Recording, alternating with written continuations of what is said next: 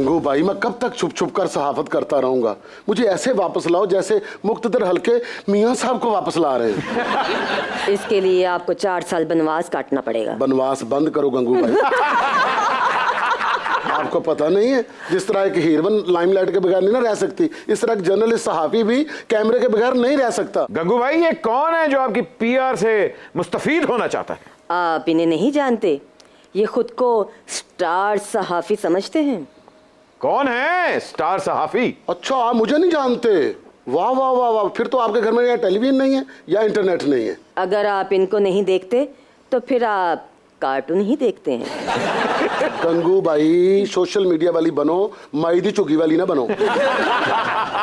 देखे ना, मुक्तदर हलकों से ये बिगाड़ चुके हैं और अब ये चाहते हैं कि मैं इनका पैचअप करवाऊं। तो अब क्या गंगू भाई इन्हीं कामों के लिए रह गई है? डांस तो तुमसे होता नहीं, अब यही काम करने। जितनी पुरानी हीरोइन होगी, अब तो तेरे जैसी हीरोइनें थिएटरों में जाके नई हीरोइनों को कपड़े बेचती हैं।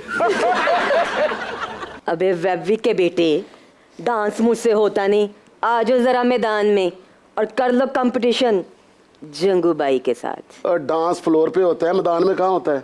कैसा पहलवानी डांस करनी है तू?